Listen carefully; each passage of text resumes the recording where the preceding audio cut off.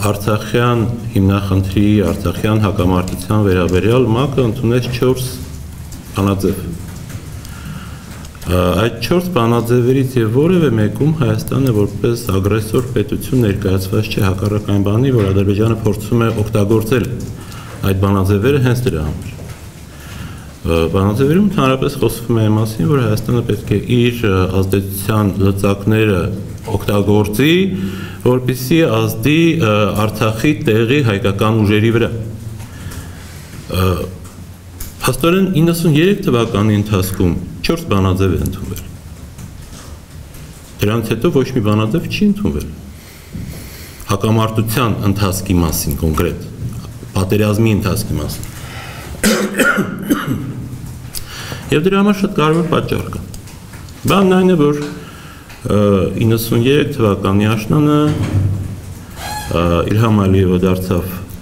Ադրբեջանի նախագահ, ընտրվեց։ Հեյդարը ներողություն, Հեյդար Ալիևը դարձավ Ադրբեջանի նախագահ, իսկ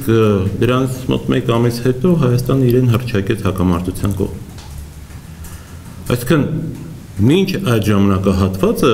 Հայաստանը չի դիտարկվել որպես հակամարտության կողմ։ Հակամարտության կողմերը եղել են Արցախը, պաշտոնական Ստեփանակերտը, այսպես ասենք, եւ Բաքուն։ Այն պահից, երբ Հայաստանը ինքն իրեն ճանաչեց հակամարտության կողմ, այդ հակամարտությունը դարձավ միջազգային։ Եվ սա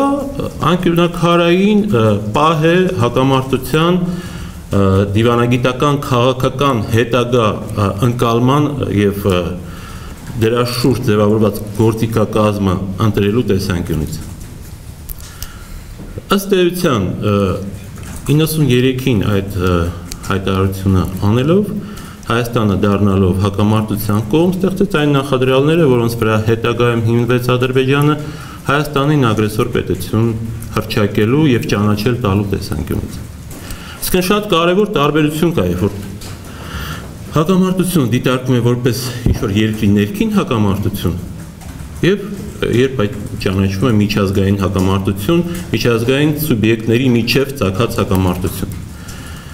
Ըստ էության շնորհիվ այդ հանգամանքի մինչ այդ այսպես ասենք Արցախի ինքնորոշման խնդիրը նենգափոխվեց Հայաստանի կողմից Ադրբեջանին ներկայացված տարածքային պահանջների խնդրով։ Եվ այդ մոտեցումը կարմիր գծի նման անցավ բանակցային գործընթացի ողջ պատմության ընթացքում։ Բանակցային ձևաչափն էլ եղավ դրա արտացոլումը։ Նայած հաշվով թեև այդ հռչակումից հետո հակամարտությունը ըստ էության ճանաչվեց որպես եռակողմ հակամարտություն, դրա վերջն էլ եկավ։ Դրա վերջը եկավ Քիվեստյան գործընթացի շնորհիվ, որտեղ ըստ էության սկսվեցին կոնտակտները Հայաստան-Ադրբեջան գործող նախագահների մակարդակով, հայկական կողմը խոստումներ ստացավ, Արոն Ալիևը մեծ ու ջերմեռանդ ցանկություններ դրսևորում հակամարտությունը կարգավորել, բայց գնաց Միացյալ Նահանգներ մերժեց ամեն ինչ։ Այդ ամբողջ գործընթացի միակ հետևանքը, դիվանագիտական, քաղաքական հետևանքը եղավ այն, որ Արցախը այլևս բանակցային սեղանին վերադառնալու հնարավորությունից պաշտոնապես զրկվեց, այդ զրկվելը նաև ըստ էության դարձավ համանախագահների մոտեցումը։ Եվ շատ բնական էր, որ հաջորդող բոլոր քաղաքական քայլերը, դիվանագիտական մարտավարությունը, ռազմավարությունը Ադրբեջանի հիմնված էր հենց այն իրողության վրա, որ փաստացի հակամարտությունը ոչ թե Արցախի եւ Ադրբեջանի միջև է, այլ Հայաստանի եւ Ադրբեջանի միջև է, Հայաստանը զավթել է Ադրբեջանի տարածքը եւ պարտավոր է վերադարձնել դա առանց նախապայմանների։ Իսկ Արցախի հայության ինքնորոշման խնդիրն էլ պատրաստ են մարդիկ լուծել, Ադրբեջանը չի հրաժարվում լուծել։ Ասում է շատ լավ, դրանք կարող են ինքնորոշվել Ադրբեջանի տարածքային ամբողջականության շրջանակներում եւ ստանալ ինքնավարություն, դա էլ է ինքնորոշում։ Երբ ես խոսում եմ այն մասին, որ մեզ ձեռք չի տալիս արկա ստատուս քվոյի հետ կապված տարբերակները, մեկն այն է, որ իրավիճակը մնում է այսպիսին, Ադրբեջանը կավելացնի ճնշումը եւ ճակատային գծում եւ միջազգային տարատեսակ եւ այդ թվում նաեւ հեղինակավոր քաղաքական հարթակներում եւ կունենա դրա համար լուրջ քաղաքական իրավական հիմնավորումներ։ Մյուս տարբերակն այն է, որ ստատուս քվոն փոխվում է, բայց փոխվում է այն պայմանով, որ հայկական զինուժը պետք է դուրս բերվի Արցախի ներկայիս տարածքի 2/3 մասից։ Ես չեմ տեսնում այս տարբերակներից որևէ մեկի մեջ Հայաստանի համար որևէ նպաստավոր բան։ Եվ իրավացի է պարոն Սարգսյանը։ Քանի դեռ մենք այս բանակցային փիլիսոփայության վրա ենք հիմնվում, որ մենք պետք է տարածքներ հանձնենք եւ դիմացը ստանանք Արցախի ինքնորոշման ճանաչում, մենք եւ Արցախի տարածքը կորցնենք եւ ճանաչում չենք ստանա։ Դա բնական է։ Ադրբեջանը հայտարարում է եւ հետեւականորեն պահում է այդ գիծը։ Ապրիլյան պատերազմը այդ գծի շատ ներհակ, ներդաշնակ դրսևորումներից մեկն էր։ Նա ամրագրեց իրավունքը ուժի կիրառմամբ տարածքներ վերցնելու, չարժանացավ համապատասխան հակազդեցության միջազգային հանրության կողմից, ինչը եւս բնական էր, եւ ամեն դեպքում անկախ ամեն ինչից, անկախ ինչպես կոչենք այն 94-95-ին հաստատված ստատուս քվոն, այս ստատուս քվոն խախտվեց ոչ միայն քաղաքական մակարդակում, այլև տարածքային մակարդակում։ Եվ ամենաուշագրավն այն էր, որ պարոն Սերժ Սարգսյանը այնուհետև հանդես գալով կարծեմ Վիեննայից վերադարձին օդանավում խոսեց այդ մասին, ասեց մենք այդ տարածքները ուժով վերադարձնելու նպատակ չունենք։ Շատ լավ, հասկանալի է։ Գուցե կոնկրետ այդ տարածքներում հակագրող կազմակերպելը առնվազն այդ բային հարմար չէ,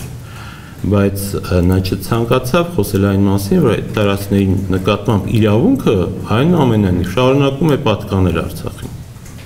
Իսկ գիտեք ինչու, որովհետև իր համար այդ ամբողջ տարածքները անվտանգության գոտի են։ Այսինքն մեր ամբողջ բանակցային կառույցը հիմնված է անհեթեթ պնդումների վրա, հիմնված է տարածք հանձնելու գաղափարախոսության վրա։ Ես կարծում եմ նրանք, ովքեր ակտիվորեն մասնակցում են թե քաղաքական շարժումներին 80-ականների վերջերին, թե իրենք են տեսել պատերազմը, կհիշեմ, որ հատկապես պատերազմի սկզբնական փուլում, երբ արդեն տեղի ունեցավ Խոջալույի, Շուշիի, Լաչինի գրավումը, Հայաստան գալիս էին բազմաթիվ մարդիկ գնում էին Արցախ եւ ասում էին, գիտեք ինչ, եկեք այդ տարածքները հետ տվեք, հա, կհիշես մամվել։ Խոջալուն հետ տվեք, հետո Շուշին եղավ, ոնց անենք, որ ադրբեջանցիները վերադառնան Շուշի, դուք պետք է վերադարձնեք նրանց Շուշի։ Եվ այսպես շարունակ, այսինքն ի սկզբանե կարգավորման խնդիրը կապված էր այն բանի հետ, որ Արցախը պետք է ինչ-որ բաներ վերադարձնի, ում, ինչի համար։ Եվ բանն այն է, որ այդ ամենին հակազդելու քաղաքական պատվեր էլ չի եղել։ Չի եղել պատվեր, որի համաձայն Արցախի տարածքները կապ չունի դրանք գրավել են 92 թվականից հետո, թե նախապես եղել են լղիմի կազմում, միանշանակորեն պետք է պաշտպանվեն մեր դիվանագիտության եւ քաղաքականության կողմից որպես Արցախի տարածք եւ դրա համար հիմնավորումները կարելի է բերել եւ այն ժամանակ եւ հիմա։ Ճիշտ է, հիմա շատ ավելի համապարփակ եւ հիմնավոր դա կարելի անել։ Ամեն դեպքում հիմքը դրվեց այն ժամանակ եւ մեր բանակցային մարտավարությունը ռազմավարության մասին չեմ ուզում խոսել, որովհետեւ այս մարտավարությունը ռազմավարություն մեծ հաշվով չի նախատեսվում որպես այդպեսին։ Որովհետեւ մենք իսկապես պաշտոնական մակարդակում ճանաչել ենք Հայաստանը ագրեսոր պետություն ինքներս մեզ եւ պարտավորվում ենք այդ տարածքները հանձնել։ Պարոն Սերժ Սարգսյանը մի քանի անգամ այդ մասին խոսեց, վերջերս էլ ազգային ժողովում դրա մասին խոսեց, հիշատակելով Ղազանյան փաստաթուղթը։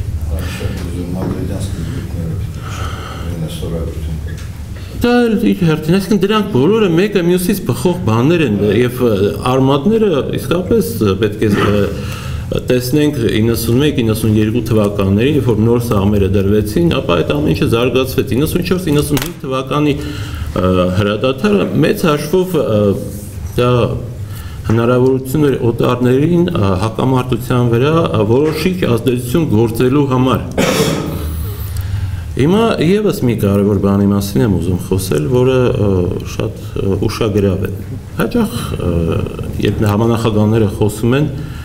կարգավորման հեռանկարների մասին, հստակ ընդգծում են մի բան, որ բոլոր համանախագահները